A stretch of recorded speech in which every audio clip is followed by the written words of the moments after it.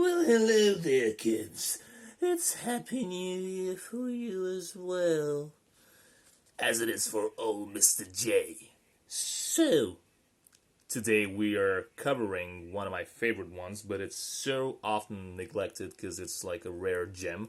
It's 99 in the Shade, and it's at the very end of the New Jersey album, but that thing is a blast, right? So, thing is, right off the bat, it's a very jumpy solo, right? So you're starting with this really cool unison band sequence where you have a lot of them in series in series, and it sounds like so again, just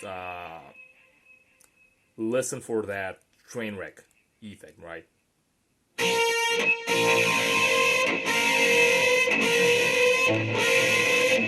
And while you're doing this, you'll actually hear a lower artificial harmonic just dropping. It's really cool, right?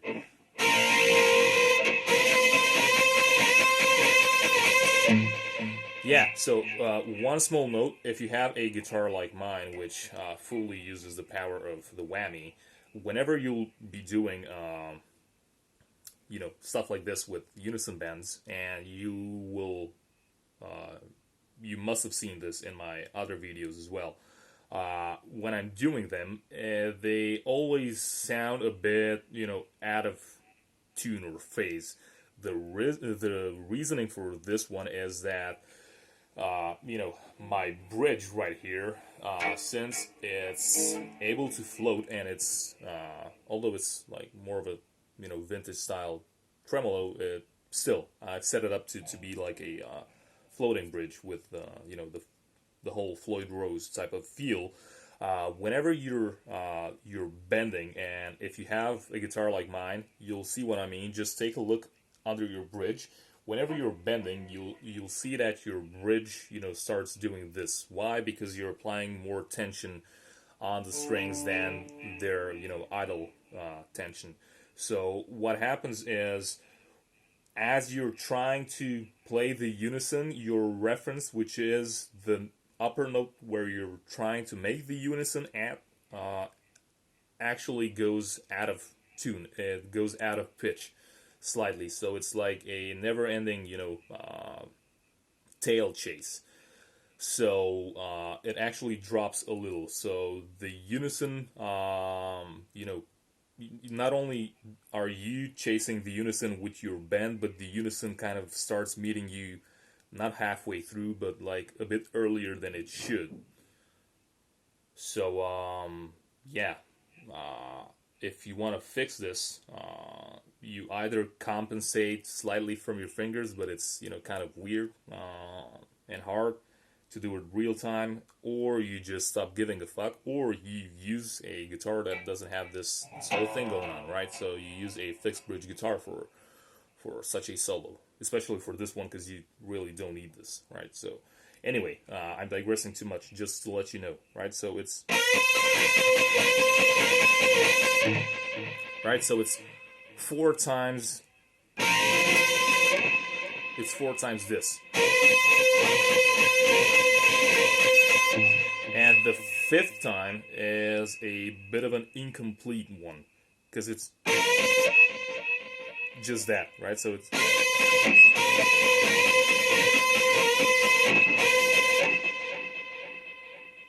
it misses the last, attack. So you have the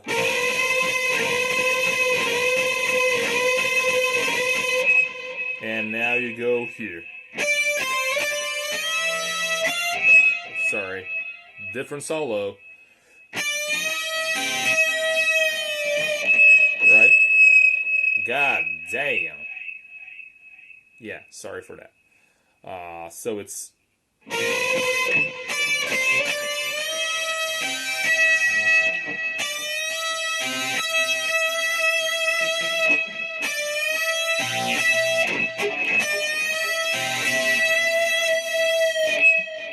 right? You got the idea. Now, right after this one, Yeah. You just make a slight slide in from somewhere, out of nowhere, or 1 or 2 frets lower, something like this. So I'll just show you the notes, and then I'll talk you through them. So it's... Alright, so it's...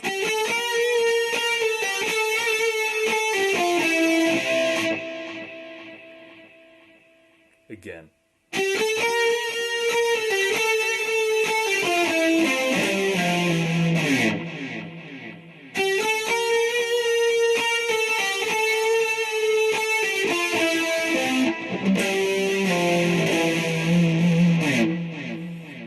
The only thing is, you kind of have to pick them in a fun and interesting way, which mainly implies that at the third note that you're picking, which is this one, not only do you shake it up a bit, but you also add in a slight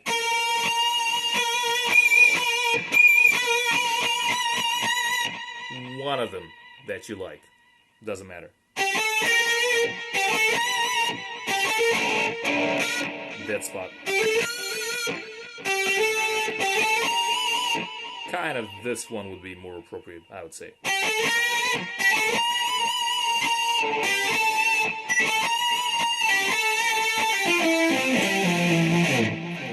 Just, as always, listen to the original, try to, take the slowdown version that I'm showing you, and once you have the notes down, just try to do the whole thing the right way, right? As this section ends, we're walking into probably the most interesting, section in my opinion, which is a very fast string skipped,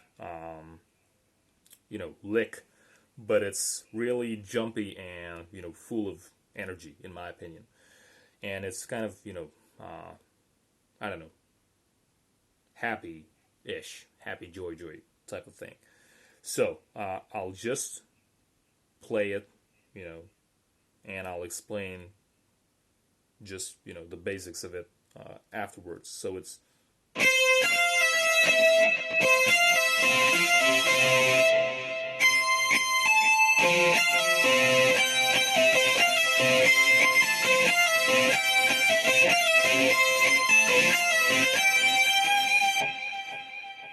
so, yeah, it's kind of simple, but kind of hard. So, why is it hard? Well, first of all, you kind of need to get acquainted with the whole, feel and groove. Yeah, the whole groove of it. And what I would suggest would be first, don't play the actual bars. Just try to make it a, continuous loop. So just make it something like...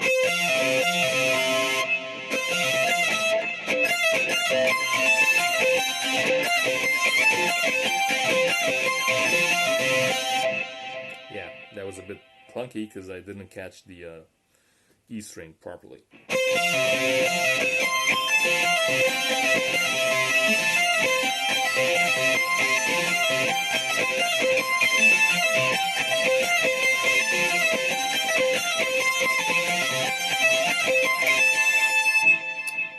You get it, right? So, yeah, it's kind of hard to play it slow because on one hand I'm trying to not palm mute it, which it has and it doesn't have. It's like a very slight palm mute in order to just cleanly separate the notes, but on the other hand I realize that it becomes a very entangled mess without the palm mute, but then again you wouldn't hear the notes. But anyway, so the notes are right, so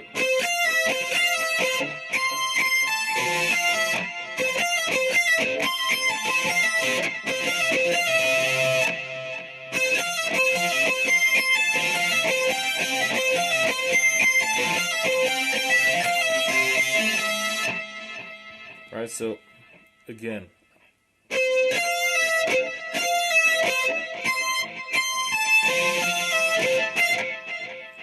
yeah, sorry, wrong note.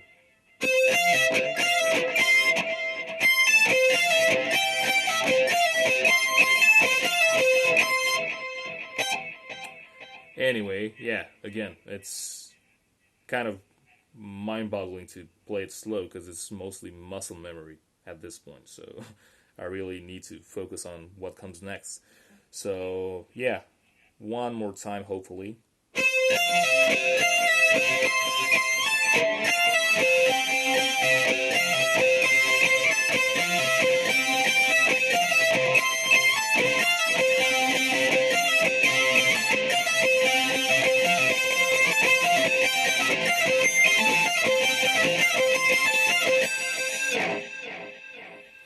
Right, so I hope you got the point. Again, don't look on what I'm doing here. I know it's kind of blocking the view, but as always, that's not the point. The point is using your ears, trying to replicate. So it's mostly a bar here on the 17th fret, and you're alternating between the B string 18th fret, E string 20th fret, and yeah, B string again 20th fret. So it's 20th fret E and B, and 18th fret B with a bar on the 17th fret on G, B, and E.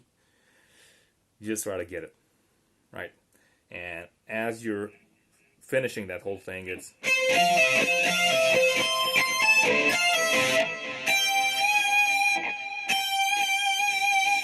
you're landing on this one. Right? So, yeah, that's the end of this section. And now you have a kind of like, again, train-ish effect, which is nothing more than a, minor third right here.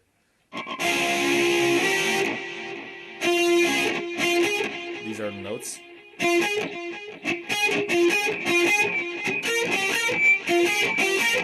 But you're strumming at the same time and you're sliding the shape.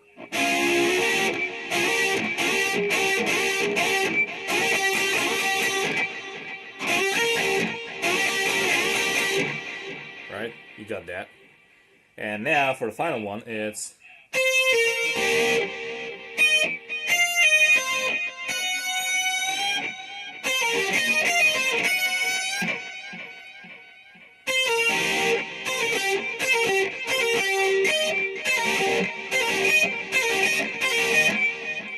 try to nail this one, at a faster pace. It's,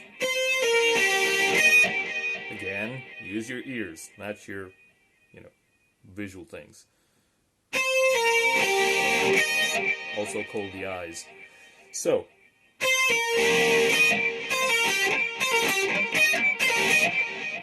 you have the option to clean it.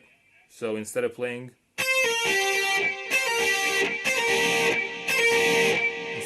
this, which is kind of messy, you could actually play, but I don't like it. It takes away from the whole, bluesy type of thing. So I like it. Right, so it's, and then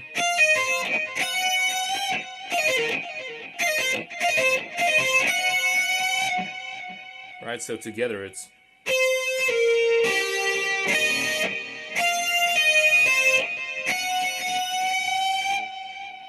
once again slow.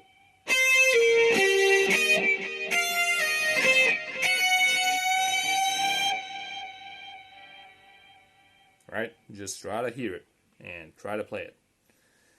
And the whole solo ends with a, sort of annoying but, fun repetition of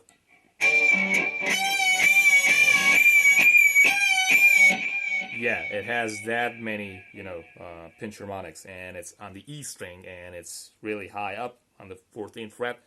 So it kind of drives you crazy when you're practicing, but in the whole context of the song, it's really, really bitchin'. Right? So it's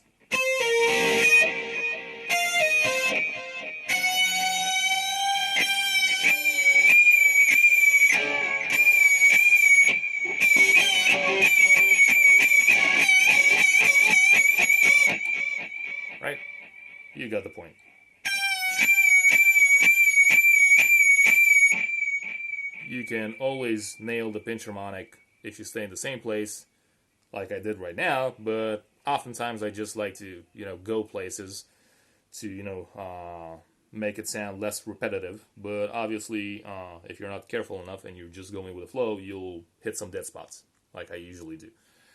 So, yeah, I'll call this a wrap at this point, and please let me know how it was, if this helped you, if you hate the guts out of me for never showing you enough of what you have to do, and just, I keep repeating the same, use your ears, damn kids. And yeah, please let me know of any constructive or deconstructive feedback you might have for me. So, till next time, see ya.